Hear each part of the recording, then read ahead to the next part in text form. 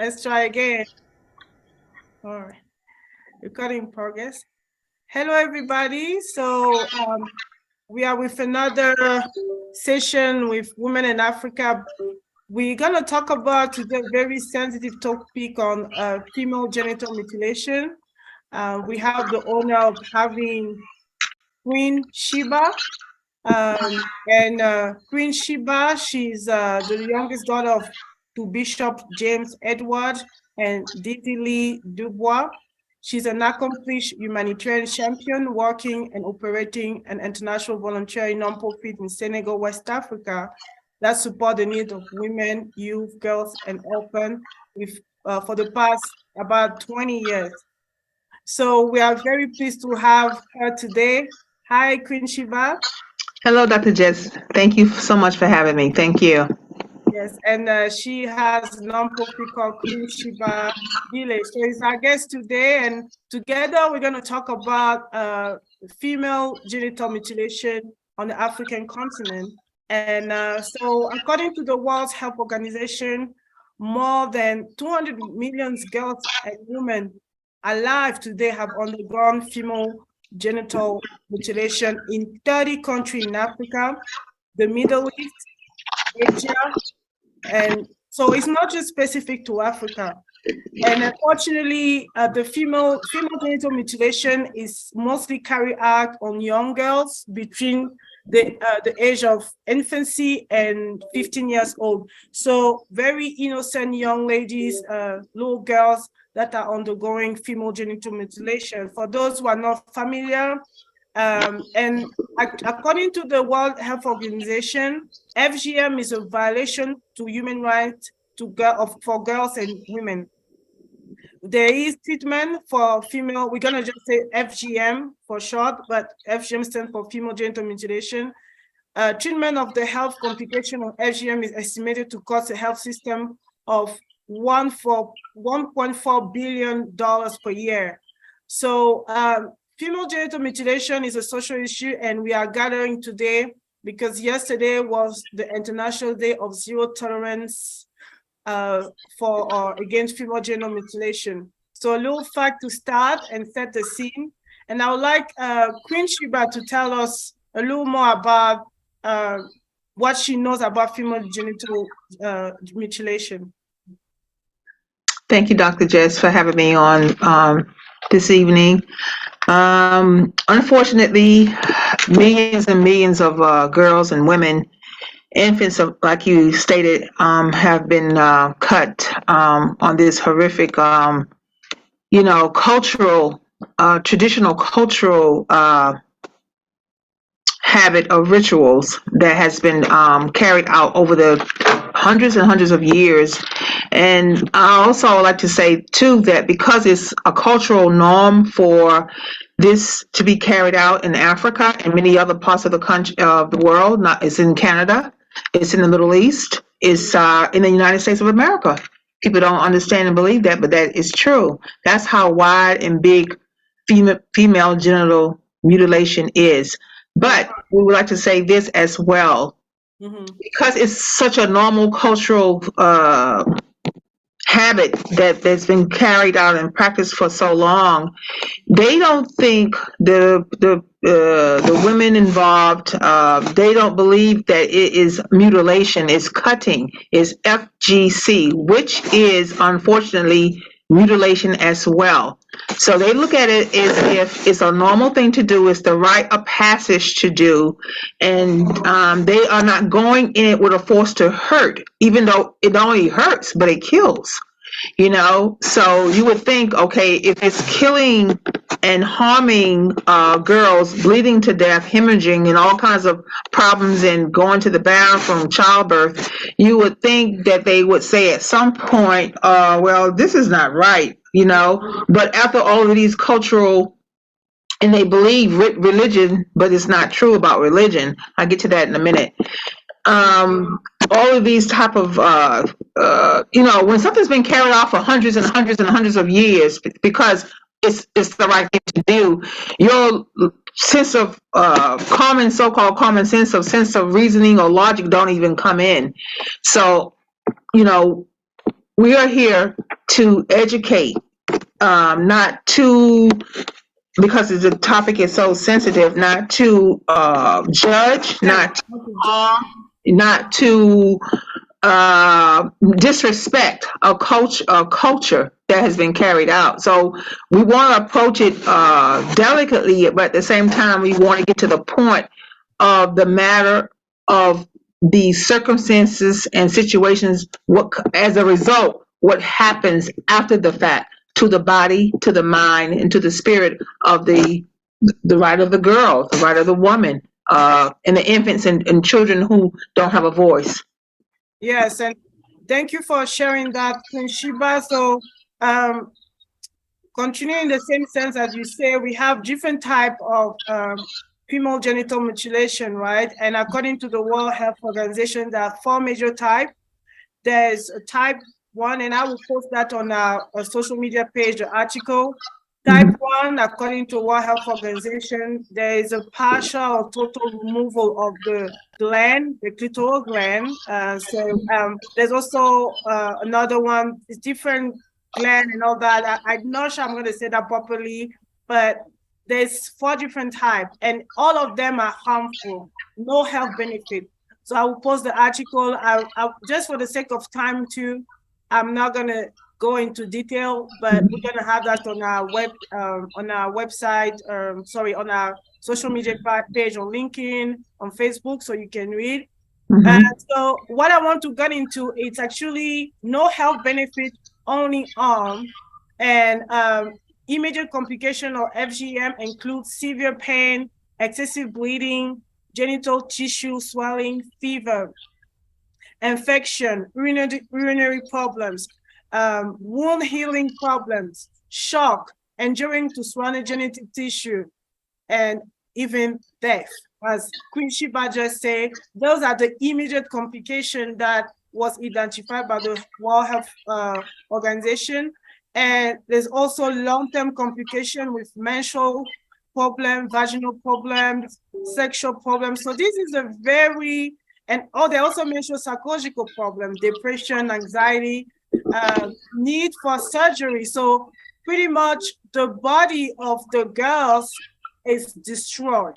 And we certainly need to address that because it's made without consent as well. And I don't think anyone will consent to be harmed in such a delicate part of the body. So have you been involved in any capacity in the raising awareness of FGM to your organization or other organization, Queen Sheba? Yes, my organization, we have our nonprofit status since 2013, but we did work by spreading awareness of female genital cutting, mutilation, back in 2004, 2005, 2007, and 2012, before we received our nonprofit status. And we would educate and spread awareness by gathering with women and young girls. Even though the women did not completely understand everything at the time, but as time went on, we as they became more familiar with me and the trust of what I was seeking to do with them and for them and to educate, they start to open up more. And, and another thing I want to say too, that I want to get back with you on, is the fact that many people think it has to do with the religion of Islam, or it's being a Muslim. It has nothing to do with our religion. I am Muslim myself. I'm not cut. Would never allow my girls to get cut, and never allow any girls around me in the African women's families to get cut, because this is the first thing I said. It has nothing to do with religion. It's just a cultural base. My research practice that went as far as ancient Egypt. Ancient Egypt is when I first started learning about it, and when I was in my early 20s. And it spread from there on out. I'm sure there's much more to talk about as far as that is concerned, and where did it all begin and how did it happen. But one thing we know for sure, that from the results of what we have seen and not only seeing people in our own families or people, somebody that you know or their family, and the women, girls or people have passed away by the millions because of this. And this is what we want to talk about and spur more awareness and be educated about, because it is something that is in the 21st century. The fact that this is still going on is a terrible epidemic. Is horrific. So we know we must continue to educate and advocate against it. Yeah, thank you for clarifying that. So, as Queen Sheba said, it's not something that this FGM is not allowed by Islam. So, and it's something that is not religion based for people practicing Islam. So let me be clear. And it's because we have a lot of sometimes stereotype associated to certain things. So thank you for clarifying that for us, because I will be honest, unfortunately, I associated to the religion as well. And I'm not saying I'm Christian, I'm not saying Christian don't do it, but you have all this misconception that are sometimes put out there. And as we said earlier, people will just think, oh, it's just Africa. It's not just Africa. It's not just one, it's a culture. It's something that people have learned from generation to generation. So we should, instead of pointing fingers, we need to actually get together and educate and eradicate. As you mentioned, Canada, for example, I believe that if someone leaves their homeland or even immigrant or whatever, they say, oh, this is something we always did as a family, and they're being in Canada, the US for 2-3 generations, they're gonna still practice it. And we are not focusing on Canada, we can take the US, but it's happening in Asia, it's happening in the Middle East, it's happening in Europe. So there's no place where we cannot find survivor of FGM. So we are not going to focus on that, but focus more on also being aware that that's something that we should not allow or discourage or educate. Why are we doing that? Is it why we cutting our girls if we are doing that? Why should we stop? Because when people believe they're doing something good for the children, it's so hard to convince them otherwise. And one thing that we know, it's actually very harmful for the future women, the little girl that went through that, and we need to be clear on that. So we are not health experts. We certainly are not, but the World Health Organization, and based on what we have learned over the years about this issue, we together, Queen Sheba and I, would like to invite anyone who has any doubt, is not sure, to even reach out to us later on, because there's so much we can share in a video. So please feel free to reach out to us if you have any question later on and need additional information. And if you are being a survivor, there's ways to get help. So right now, that's not the scope of our conversation, but we certainly want to make that clear. And regarding also the issue of FGM, I have a research on African women's stories, and I would like to read, like Queen Sheba said, give a voice to someone that actually I interviewed. She's anonymous. So she described how, as a child, she watched girls of her village participate in local ceremony, which took place in a festive atmosphere. So just for those who are not familiar, it's actually a celebration. So it's not as if I want to say the survivor, but they are victim actually. How that takes place is actually taking in a very festive setting where, as Queen Sheba said, is rite of passage. You're going to become a woman. We're going to do this because you're going to become a woman and you're going to belong to now the group of women of your community. So she said, girls from our community had to go through this process of female genital mutilation before they could get married, or they were ostracized, or they were rejected. The girls were usually nominated by suitors and sometimes by parents who were broke and could not afford to educate their daughters. In marriage, girls were viewed as a source of income because they could be traded for a bride price of herd of cow, goat, or sheep. So what we hear from this testimony is that briefly speaking, it was taken in a very festive, it was a rite of passage, and girls were given the opportunity to become married. So you have to go through this to be eligible for marriage in your community. So as much as so many women will say, but this is barbaric, how can they allow that for the girls? There's actually some insensitivity behind, where if your girls is actually part of the bride group or the future wife that you can have for future women you can have for wife, parents don't want to be left out. Once again, the culture. So I want to hear from you, Queen Sheba, on why you think this practice has survived for so many decades, so many centuries so far, and is still alive today.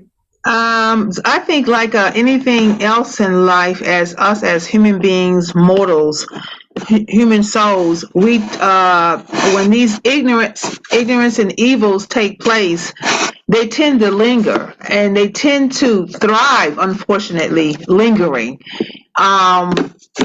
When you hear about the weird thing you just stated about the girls being married off and it's like being handled as like less than a human being.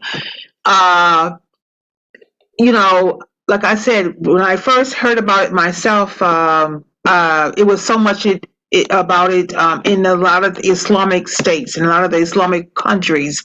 So my own self, I started thinking, I said, wait a minute, this is all over my the deen of way of life that I practice. Is it, sure, it was everywhere, it was all over the place. Then as I got more educated about it and educated myself about it as well, and speaking to others, it was all over the world, and how this cultural outside of my religion, it's all over the place, regardless of what you believe, that how it started.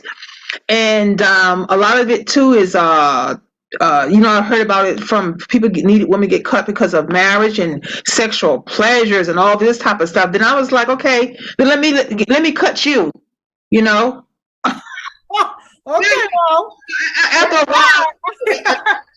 After a while, the sensitivity of the topic, it got on my nerve as to what I could say and what I couldn't say, and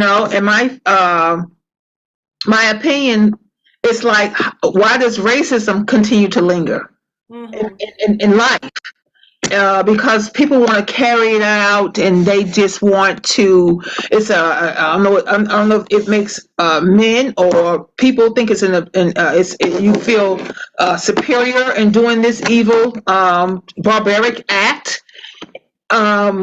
It could be many reasons as to why this is still carried out in the 21st century. But one thing, as long as we are alive, we will end support and stop this nonsense.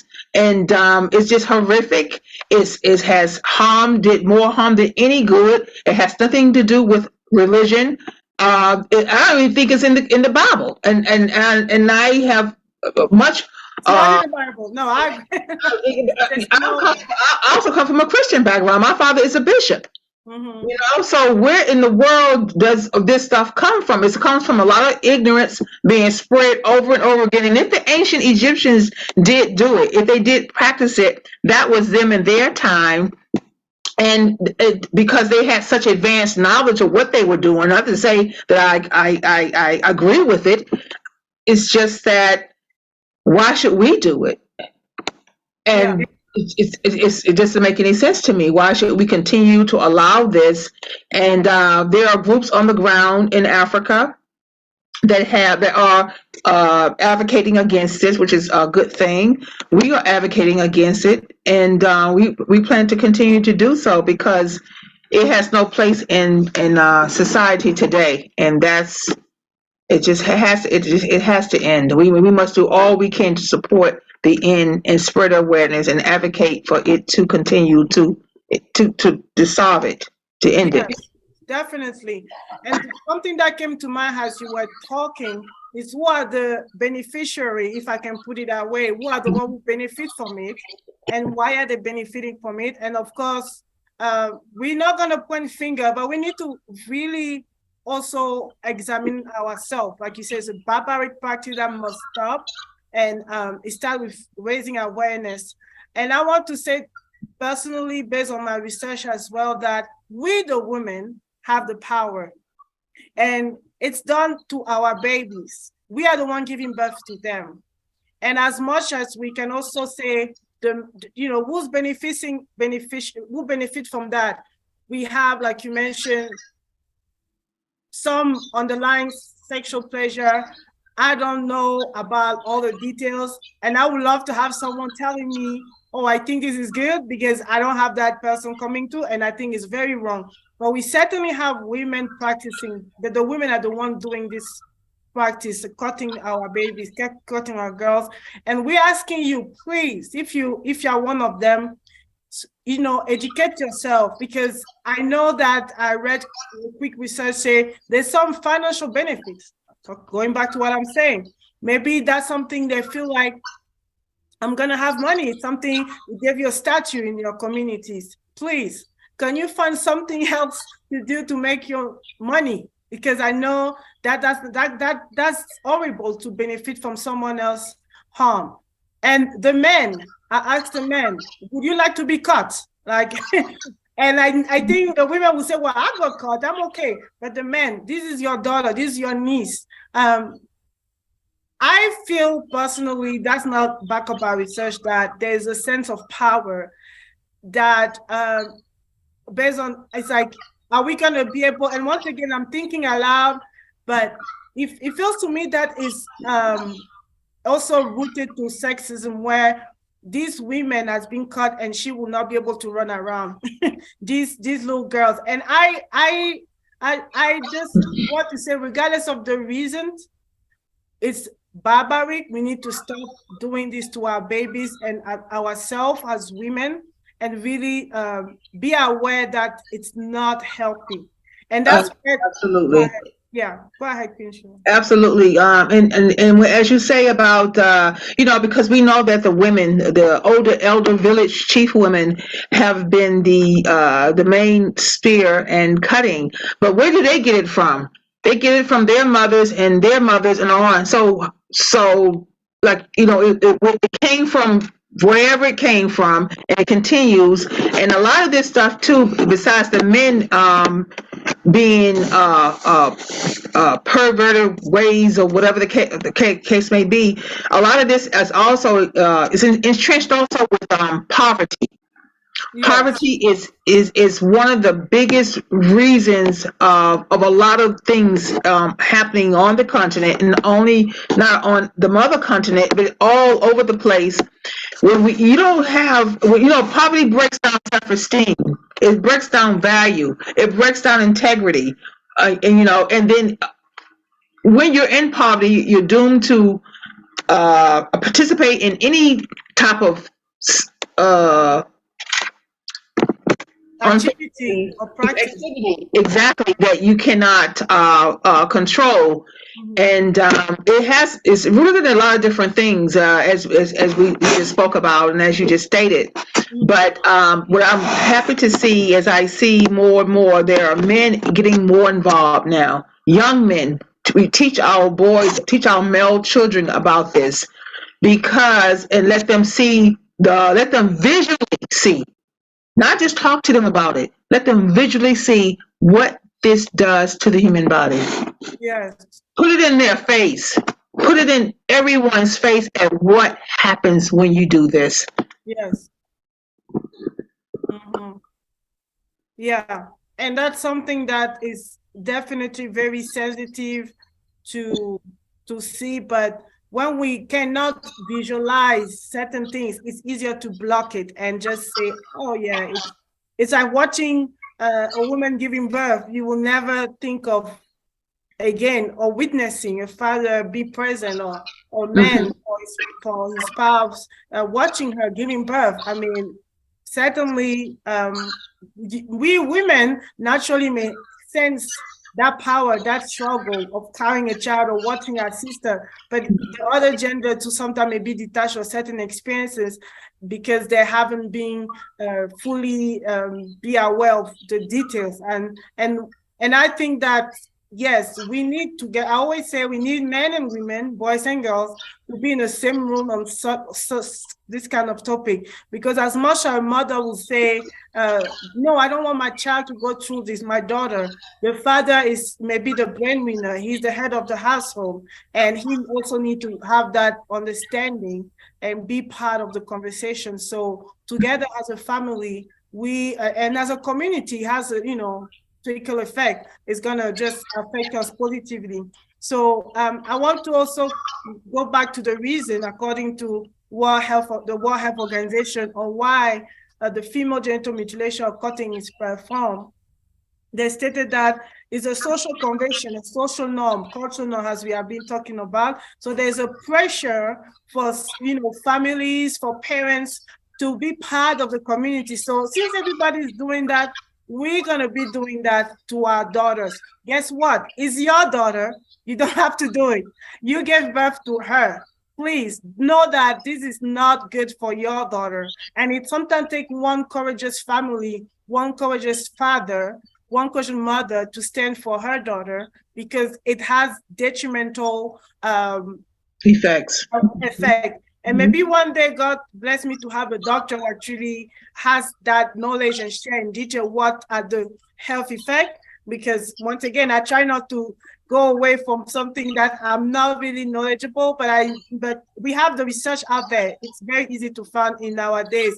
And also FGM or FGC is considered a necessary part of raising a girl to prepare her for adulthood and marriage, as I shared the testimony of woman who actually did not go through female genital mutilation because her parents, her mother said no. So she watched from the outside and wasn't part of the process. So you do have all these factors, social, cultural, and as Queen Sheba said earlier, some people believe the practice has religious support, although there's no religious prescribing the practice. Maybe Islam, maybe Christianity. So there's all these three main layers: social norm, social pressure, or because we want our daughter to be part of this group of young girls that are eligible for marriage, or maybe because we think it's religion purposes. So if you ever thought that's the reason why you should have your daughter cut or mutilated, please don't do it. So if you have another reason, let us know. But this is not the reason why you should do that. And there's no reason to do it for a little girl. She's perfectly made.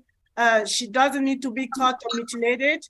And while we're doing that, once again, I think that it's motivated by all these factors that we really don't want even have a positive impact on our girls.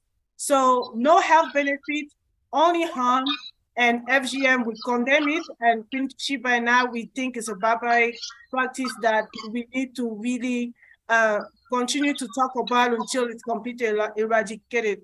So Queen Sheba, is there anything else you would like to add in terms of how we can do to really help those who want to get out, or another additional layer of advice you want to give to those who still may be on the edge? What I'd like to say is I'm very happy and delighted to be on your show and to continue to spread the awareness of what we're talking about, this painful subject. And I'm happy too to see that there's organizations, associations that has been on the ground, and Toston is one of them.